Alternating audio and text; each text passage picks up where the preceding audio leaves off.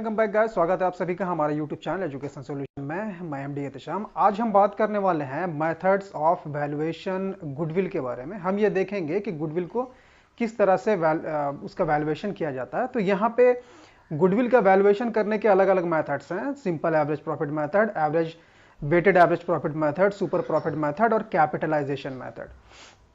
तो आज हम बिगिनिंग से बात करेंगे। आज हम बात करते हैं सबसे पहले एवरेज प्रॉफिट मेथड के बारे में, वो सिंपल वाला, वेटेड वाला नहीं। तो उसके लिए सबसे पहले फार्मूला देखेंगे हम। तो फार्मूला क्या है? अगर आपने गुडविल निकालना है तो यहाँ फार्मूला होता है average profit into year of purchase. तो ये जो ईयर ऑफ परचेज है, ये क्वेश्चन में आपको दिया रहेगा, मैंने यहाँ मेंशन कर रखा है, गिवन इन द क्वेश्चन। उसके बाद जो एवरेज प्रॉफिट है वो आपने निकालना है। तो एवरेज प्रॉफिट इस तरह से निकलेगा, total profit by number of years. यानी कि अगर आपके पास 3 साल का प्रॉफिट है, 10,000, 20,000 और 30,000, आप तीनों को जोड़ लो, 60,000 आता है, और divided by number of years. तो 3 साल हो गए तो 3 साल से डिवाइड करेंगे तो 60,000 बटा 3, 20,000 आ जाएगा। तो इस तरह से एवरेज निकलता है। तो एक एग्जाम्पल से हम समझेंगे। तो यहां मैंने एक एग्जाम्पल ले रखा है। एक चीज और उससे पहले मैं आपको बता दूं कि किसी भी बिजनेस को या तो प्रॉफिट हो सकता है या फिर लॉस हो सकता है। तो अगर प्रॉफिट है तो वो अपने साथ प्लस का सिंबल लेकर आता है, लॉस है तो माइनस का। यानी कि अगर आपने क्वेश्चन में प्रॉफिट मिला है तो आप उसे ऐड कर दो, और अगर लॉस अक्योर हुआ है तो उसको आपको लेस करना पड़ेगा। जैसे इस क्वेश्चन में मैंने 2001, 2 और 3 का प्रॉफिट ले रखा है, तो ये सारे प्रॉफिट्स ऐड हो जाएंगे।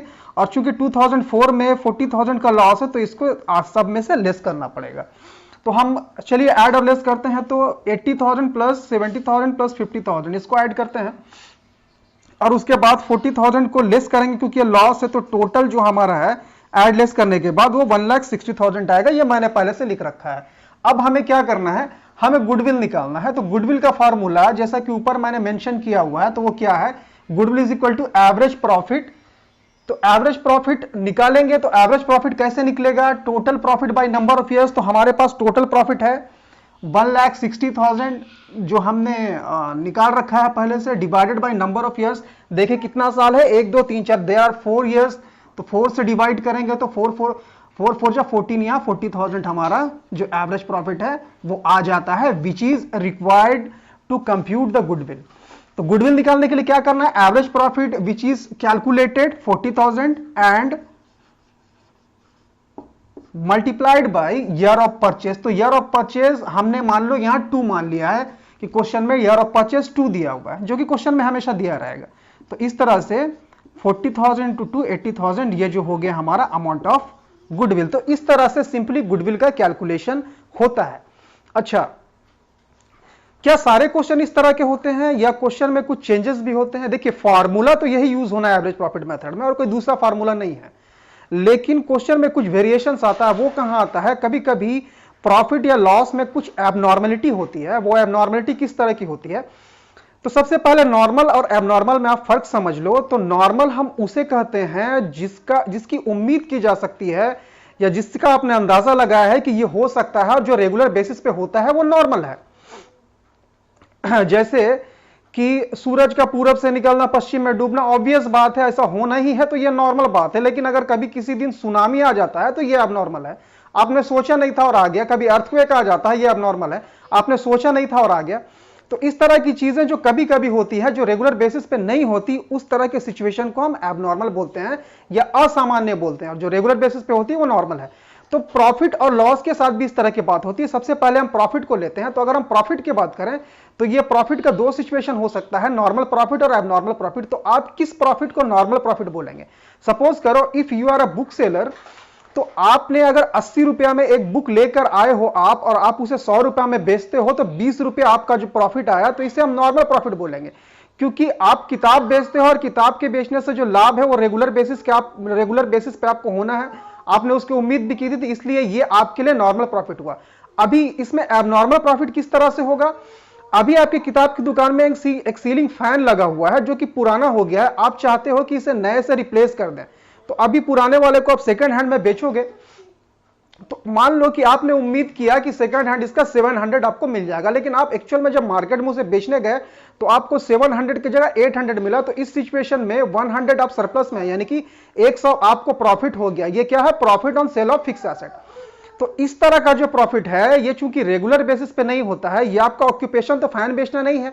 आपका ऑक्यूपेशन क्या है? आपका ऑक्यूपेशन बुक्स बेचना है, तो इससे होने वाला प्रॉफिट नॉर्मल होता है। बट आपने फैन बेच दिया, ये तो कभी कभार ही होगा इस तरह का सिचुएशन, तो इस तरह के प्रॉफिट को एबनॉर्मल प्रॉफिट कहते हैं। तो आपको ध्यान रखना है कि आपके किसी साल के प्रॉफिट में कहीं कोई एबनॉर्मल प्रॉफिट तो जुड़ा हुआ नहीं है।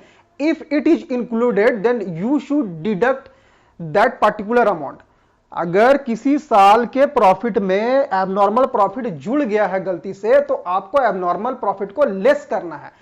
इसके जस्ट उलट अगर एबनॉर्मल लॉस की बात करें, तो जैसे अगर मान लो 80 रुपए का बुक आपने 75 रुपए में बेच दिया, तो 5 रुपए का जो लॉस है आपके लिए नॉर्मल लॉस है। लेकिन मान लो कि शॉर्ट सर्किट हो गया, उस वजह से आपकी दुकान में आग लग गई, बुक्स जल गए, तो ये एबनॉर्मल लॉस है। चोरी हो गया बुक्स, ये एबनॉर्मल लॉस है।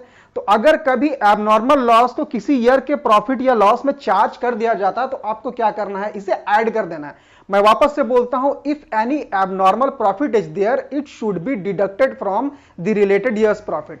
If any abnormal loss is there, it should be added with the profit. तो ये तो हो गया एबनॉर्मल प्रॉफिट और एबनॉर्मल लॉस के बारे में। एक और आइटम आता है जो कि टिपिकल सिचुएशन लाता है क्वेश्चंस में, वो है कुछ ऐसा एक्सपेंसेस जो अक्योर तो हो गया, जिसका भुगतान आपने करना था बट आपने उसका भुगतान नहीं किया, वो छूटा हुआ है, ओमिटेड एक्सपेंसेस। जैसे सपोज करो कि आपने सैलरी तो सबका दिया, बट आपका एक मैनेजर था जिसकी सैलरी जो है वो आपने नहीं दिया। सपोज करो जैसे कि यहां पे 2001 का 80,000 प्रॉफिट, ठीक है, चलो 2002 का जो प्रॉफिट है वो 70,000 है। तो अभी मान लो कि यहां पर ऐसा सिचुएशन आया कि मैनेजर जो था आपका, तो मैनेजर का सैलरी 10,000 है। आप मान लो ये 10,000 ओमिटेड है, ये छूट गया है देने से, आपने इसका भुगतान नहीं किया। तो अब क्या करोगे?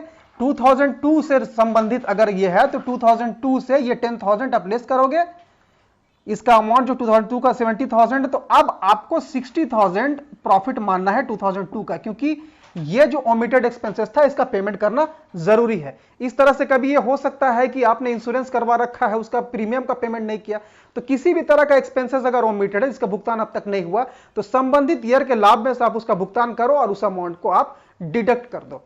तो इस तरह के सिचुएशंस आ सकते हैं। इसके अलावा अब बाकी सब तो नॉर्मल होता है। आप क्वेश्चन इस तरह से बनाएं। अगर किसी तरह का कंफ्यूजन होता है तो आप हमें कमेंट बॉक्स में लिखें, एज सून एज पॉसिबल उसे आंसर किया जाएगा। और अगर आप हमारे चैनल में नए हो तो आप हमारे चैनल को सब्सक्राइब करें, लाइक करें और ज़्यादा से ज़्यादा शेयर करें।